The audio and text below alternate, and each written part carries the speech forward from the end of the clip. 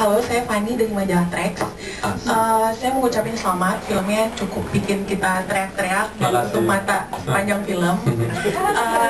Yang saya mau tanyain, tiap pemain tadi kayaknya memainkan karakternya dan cukup bagus gitu. Proses pemilihan pemain untuk memainkan karakter itu gimana? Oh ini asik. Dan kalau boleh tahu berapa budget yang dibutuhkan untuk menghabiskan? Oke. Budget nanti ya. Kita budget itu urusan Kimo deh.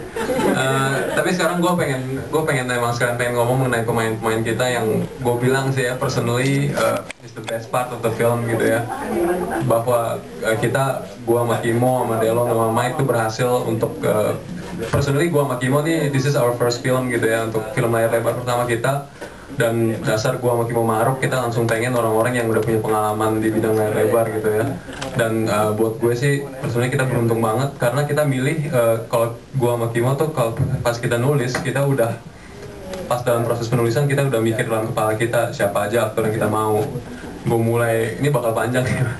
Gue mulai dari Aryo Bayu deh. Aryo Bayu yang pertama kali gue lihat di Kala, filmnya si Joko Anwar. Gue bilang dia pemain yang punya banyak karisma dan emang sebagai calon kepala keluarga itu yang dibutuhkan.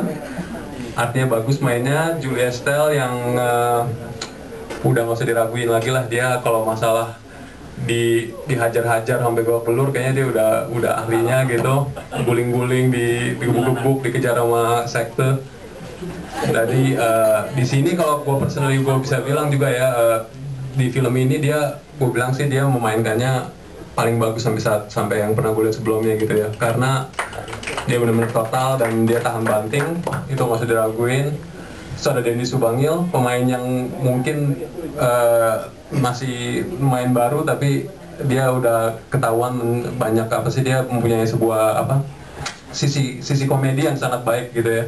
Jadi di film yang benar-benar kayak depressing ini, misalnya banyak yang mati dan segala macam, gue rasa Kimo sama gue setuju bahwa kita memerlukan sosok orang yang bisa bilang menderita tapi masih bisa bikin orang ketawa, dan Dendi adalah orang yang cocok gitu, dia memainkannya sangat 100%, menetralisir lah keadaannya. Terus begitu ada Mike Lucock yang kita emang udah pengen dari pertama ya, karena dia udah pernah main film pendek kita, Dara. Dan Mike Lucock emang jago kalau masalah cowok yang kelihatannya benar-benar maskulin kayak dia tapi disakitin langsung teriak-teriak. Hatinya gentle soalnya Mike Lucock, jadi pas disakitin dia emang kelihatan terenyuh banget. Dan juga ada Sigi Wimala yang kita pilih karena dia terlihat keibu-ibuan dan dia mempunyai kefemininan. Kalau menurut gue dia punya nilai feminin yang sangat tinggi, padahal orangnya sebenarnya tomboy habis. Dan Imelda Terin yang pasti, lu lihat dia dong, gila gitu. Maksudnya she's very beautiful, you know, like dan untuk karakter Maya emang adalah sebuah kunci gitu untuk mempunyai karakter yang begitu cantiknya, sampai karakter kayak si Dendi ini langsung mikirnya pakai otak yang lain. Dan ada Danish yang gue udah gak usah ngomong lagi deh. Danish sih, kalau nggak ada Danish nggak ada Makabri, nggak ada Rumah Dara gitu ya. Maksudnya dia tuh adalah jantung hati film ini. Dan Arifin Arifin ini sebenarnya kalau gue sih bisa bangga karena Arifin juga sendiri pas kita pertama ngeliat nih, emang sih Arifin kita lihatnya oke, dia anak lulusan sinetron gitu ya, tapi gue jujur nih, tapi setelah gue lihat gila, approach-nya dia ke karakter Adam ini tuh sangat bisa dibilang 3-dimensional banget gitu. Pas hari kedua gue workshop sama dia, gue inget banget dia ngasih gue esai bagaimana dia harus mendevelop karakternya dan hubungannya dengan serigala pemburu pemangsa segala macem. Akhirnya gue iyain, terus bilang iya kan, jadi karakternya kayak gini kan, jadi kayak serigala. Terus gue, oh iya deh Arifin. Tapi ternyata dia sekarang udah kurus ya, tapi waktu dia main tuh dia dalam berapa minggu berhasil membentuk badannya sehingga sangat atletis gitu ya. Jadi emang Arifin tuh pembunuh terganteng dan paling berdarah dingin.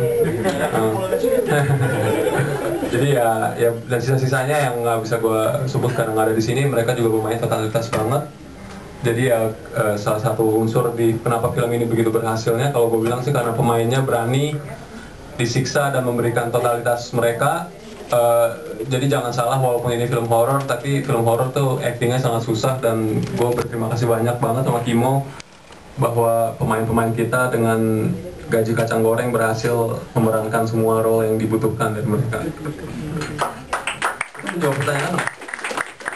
Ngomong-ngomong soal tersiksa, siapa nih yang pemain yang paling tersiksa? Mungkin sampai luka-luka gitu. Ada nggak pas latihan? Mungkin bisa diceritain.